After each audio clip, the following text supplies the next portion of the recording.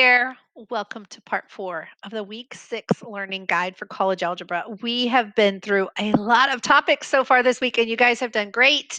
If you've been following along for the first 3 parts of this week or one of the other weeks in the learning guide, thanks for joining me. It's been a pleasure. I've been enjoying it so much going through some of these topics. Now, if this is their first time to see my face, hi, my name is Dr. Marissa May.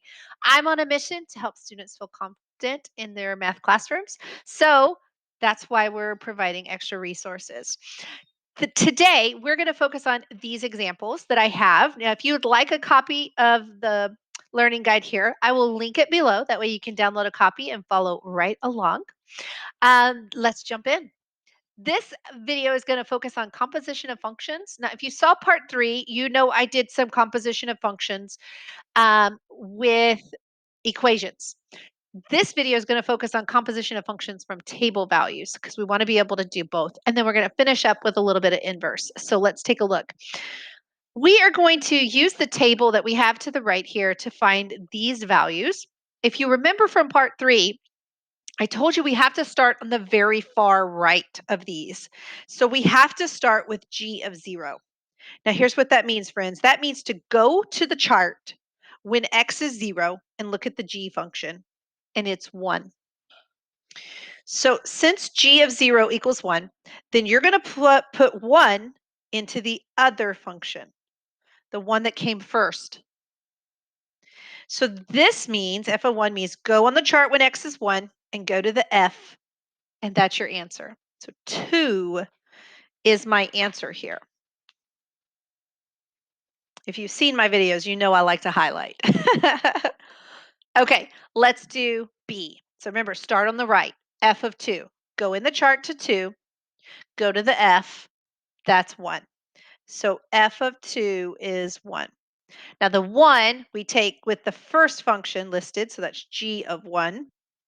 So you're going to go in your chart to 1, go to g, that's your answer, 3. Remember that only the final answer is your answer, right? Okay, and then let's do, this one's tricky, a little different, okay? So we'll start with g of negative 1. Go in your chart to negative 1, go to g. That's 2.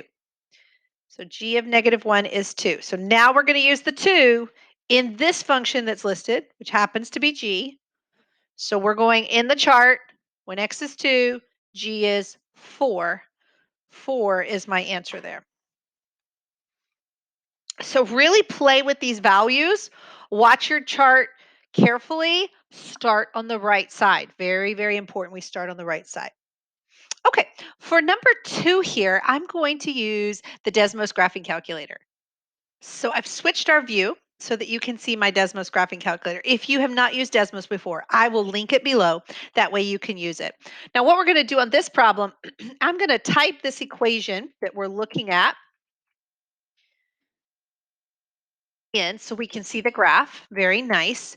And it's being asked for where is it increasing.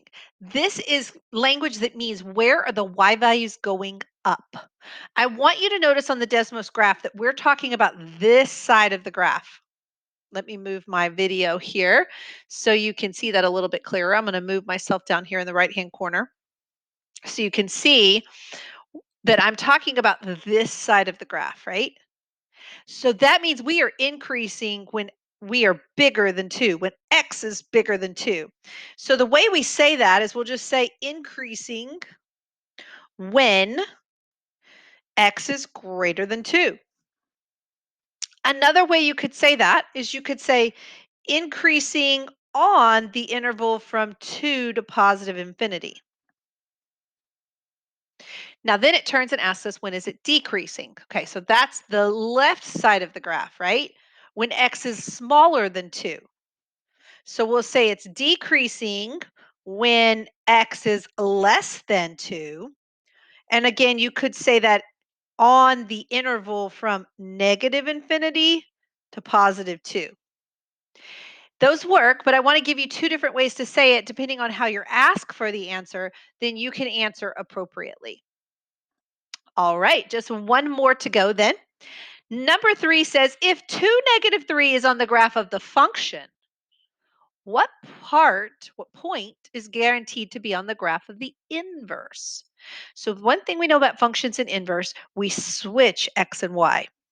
So if is on the function, if I switch them, it will be on the inverse. So that would be -3, 2. You see how the 2 came first in the function, but now it comes second in the inverse, and vice versa with the other um, coordinate there.